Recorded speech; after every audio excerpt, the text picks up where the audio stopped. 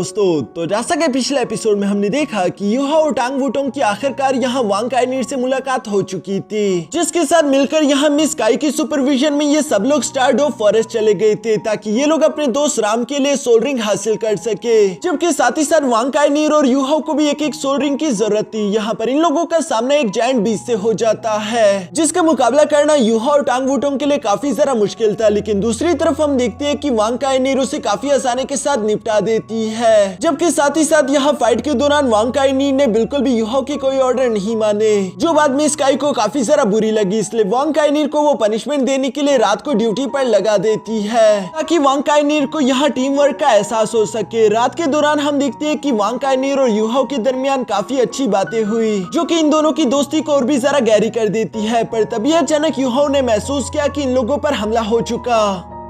अब आगे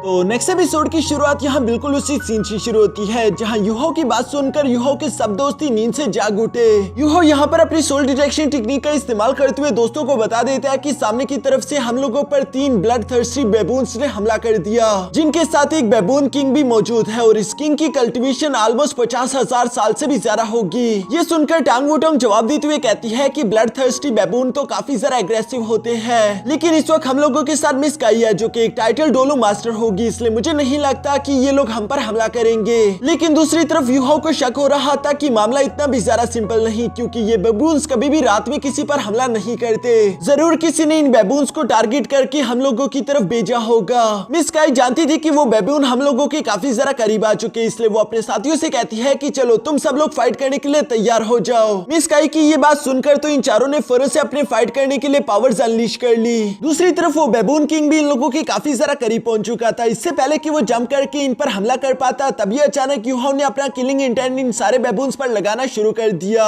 जो कि राम के सपोर्ट की वजह से काफी ज्यादा इंक्रीज हो चुका था। साथ ही साथ हम देखते हैं कि टांग वुटोंग और वांग काइनीर भी तेजी के साथ आगे की तरफ बढ़ते हुए यहाँ बेबून किंग को हिट करके पीछे की तरफ पटक देती है। लेकिन वो बेबून किंग अभी भी हार मानने के लिए तैयार नहीं, बल्कि वो एक बार फिर से फाइट करने के लिए खड़ा हो गया। यूहा ये सब देखकर अपने मन में कहता है कि जरूर इन्हें किसी ने गुस्सा दिलाया होगा, इसलिए ये हार मानने के लिए तैयार नहीं, बल्कि यहाँ पर बिना सोचे समझे हमला करेंगे। जहां पर हम देखते हैं कि एक बार फिर से फाइट शुरू हो गई। राम पीछे से खड़े होकर इन सब लोगों को सपोर्ट प्रोवाइड कर रहा था, जिसकी वजह से यूहा और बाकी दोनों वांग काइनीर और टांग वुटोंग की पावर इंक्रीज हो गई। टांग वुटोंग यहाँ पर अपने गोल्डन बटरफ्लाई लाइट स्ट्राइक्स का इस्तेमाल कर रही थी, जबकि दूसरी तरफ वांग काइनीर अपने पंचेस का इस्तेमाल करते हुए ब्लड थर्स्टी बेबून को निपटा देती है। ये सब देखकर उस बेबून किंग को तो काफी ज्यादा गुस्सा आ रहा था और वो फौरन से आगे की तरफ बढ़ते हुए जंप करके यहाँ राम पर हमला कर चुका, जो देखकर टांग वुटोंग और वांग काइनीर दोनों ही काफी ज्यादा परेशान हो चुके थे। लेकिन दूसरी तरफ राम तो इसके लिए पहले से ही तैयार था। वो यहाँ पर इस बेबून किंग को चिढ़ाते हुए फौरन साइड पर हट गया, क्योंकि नीचे की तरफ हम देखते हैं कि यूहा एक पावरफुल अटैक रेडी कर चुका, जिसका इस्तेमाल करते हुए यूहा फौरन से हवा में ही उस बेबून किंग को फ्रीज कर देता है। साथ ही साथ हम देखते हैं कि वांग काइनीर भी इस मौके से फायदा उठाते हुए अपने होली ड्रैगन पंच को रेडी कर चुकी, जिसका इस्तेमाल करते हुए वो तेजी के साथ इस बेबून किंग का भी किस्सा खत्म कर देती है, क्योंकि ये पंच बहुत ही ज्यादा पावरफुल था, जिसके एनर्जी प्रेशर को देखकर वहां पर मौजूद बाकी के बचे हुए बेबून्स तो डर के मारे भाग गए। जबकि यूहा यहाँ पर वांग काइनीर के उस पंच को अपने मन में याद करते हुए कहता है कि मैंने सोचा नहीं था कि इस लड़की में इतनी ज्यादा ताकत होगी।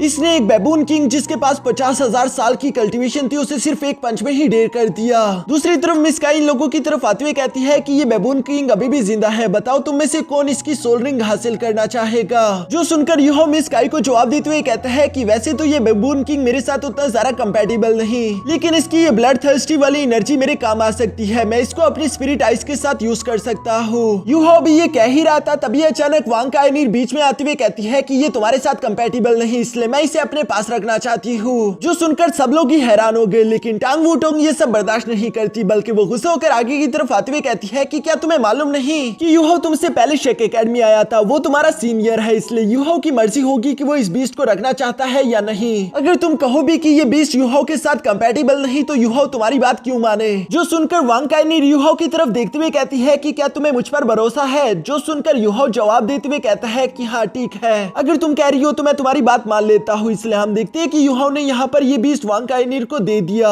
क्योंकि यूहा के मुताबिक हम लोग एक दूसरे की टीममेट है और टीममेट्स पर भरोसा करना जरूरी है। दूसरी तरफ मिस वांग काइनीर ये जानकर थोड़ी सी शॉक हो गई थी, क्योंकि उसने सोचा नहीं था कि यूहा उसकी बात इतनी आसानी से मान लेगा। इसके बाद हम देखते हैं कि वांग काइनीर बेबून किंग के पास जाते उसे निपटाकर यहाँ उसकी उसकी सोल रिंग को एब्जॉर्ब करना चाहती थी। साथ ही साथ वो युहाओ से कहती है कि एक बार मैं ये सोल रिंग एब्जॉर्ब कर लूं, उसके बाद मैं तुम्हें एक ऐसी जगह पर लेकर जाऊंगी जहां पर तुम्हें सबसे बेस्ट सूटेबल सोल रिंग मिलेगी, मुझ पर भरोसा रखो। युहाओ को तो उस पर वैसे भी भरोसा था। इसके बाद हम लोगों को कुछ घंटे बाद का सीन दिखाया जाता है जहां पर हम देखते हैं कि टांग वुटोंग को तो काफी सारा गुस्सा आया हुआ था कि आखिर युहाओ ने उस लड़की पर भरोसा क्यों किया, जबकि युहाओ भी यहाँ टांग वुटोंग के पास आकर उसे समझाते हुए कहता है कि वांग काइनीर हमारी टीम का हिस्सा है, इसलिए उस पर भरोसा तो करना ही चाहिए। दूसरी तरफ राम भी युहाओ की ये बात सुनकर उससे कहता है कि यार तुम दिल के बहुत अच्छे हो, सच कहूँ तो मुझे तुमसे जलन होती है। यह इसके बाद ये लोग इसी तरह से बातें करते हुए आराम करने लगे और हमें सुबह का सीन दिखाया जाता है जहाँ टांग वुटोंग अभी भी सो रही थी। उसकी आंख जैसे ही ओपन हुई वो सबसे पहले अपने सामने युहाओ को देखती है जो कि टांग वुटोंग के लिए खाने के लिए खाना और पीने के लिए पानी लाया हुआ था, जो देखकर दूसरी तरफ राम को तो जलन हो रही थी। वो अपना सर पकड़ते हुए कहता है कि आखिर तुम दोनों हम जैसे सिंगलों के जख्मों पर नमक कैसे छिड़क सकते हो,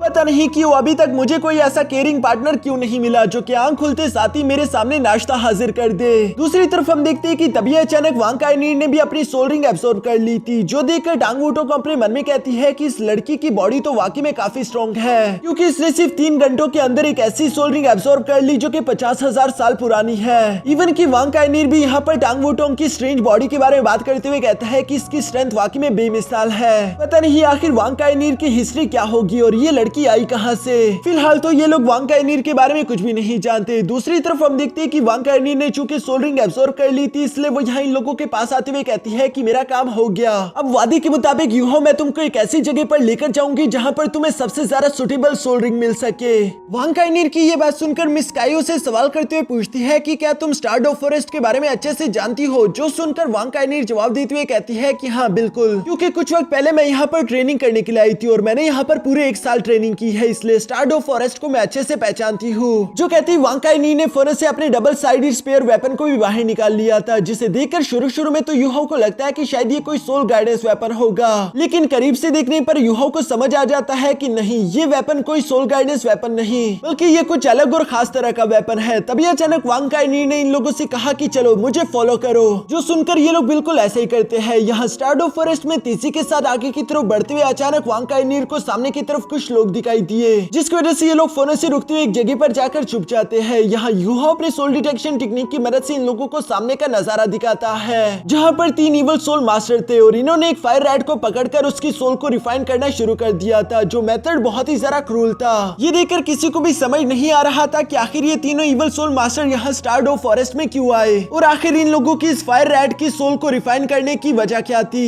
जिस फायर रैट की सोल को रिफाइन करने के बाद ये लोग उसे तेजी के साथ कुछ ढूंढने के लिए बेच देते हैं। मिस काई ये बात तो जानती रही कि हम लोग इतनी आसानी के साथ यहाँ इन इवल सोल मास्टर्स को वापस जाने तो नहीं दे सकते, इसलिए वो अपनी टीम को 2 हिस्सों में डिवाइड कर चुकी, जहाँ वो युहाओ टांग वुटोंग से कहती है कि तुम दोनों आगे की तरफ बढ़ते उन तीनों मास्टर से फाइट करोगे, जबकि वांग काइनीर और राम को मिशन दिया गया कि वो उस फायर रैट की सोल को फॉलो करते हुए पता लगाएंगे कि आखिर ये इवल सोल मास्टर यहाँ पर क्या करने आए हैं। यहाँ मिस काई की तरफ से मिलने वाले ऑर्डर्स के बाद इन लोगों ने फर्नेस से 7 शाइक डेविल्स वाले मास्क पहनते हुए अपने मिशन को शुरू कर दिया। दूसरी तरफ कुछ लम्हों बाद हम देखते हैं कि वो फायर रैट वाली सोल वापस आ चुकी थी, जिसे पाकर वो सोल मास्टर खुश होते हुए कहता है कि भाइयों आखिरकार मुझे वो लोकेशन मिल गई, चलो तुम लोग तैयार हो जाओ। जो सुनकर बाकी के दोनों इवल सोल मास्टर्स तो काफी ज्यादा खुश हो गए और साथ ही साथ हम देखते हैं कि उन लोगों ने वहां पर एक इवल स्पेल को परफॉर्म करते हुए किसी तरह की बीस्ट को भी समन करना शुरू कर दिया, जो कि पूरी तरीके से इन इवल सोल मास्टर्स के कंट्रोल में है। युहाओ और वांगडोंग भी चुपके ये सब देख रहे थे। इसके बाद सीन शिफ्ट होकर दूसरी तरफ वांग काइनीर और राम पर आ जाता है, जो कि उस फायर रैट को फॉलो करते करते केव तक पहुंच गए थे और ये लोग जानना चाहते थे कि आखिर इस केव के अंदर है क्या,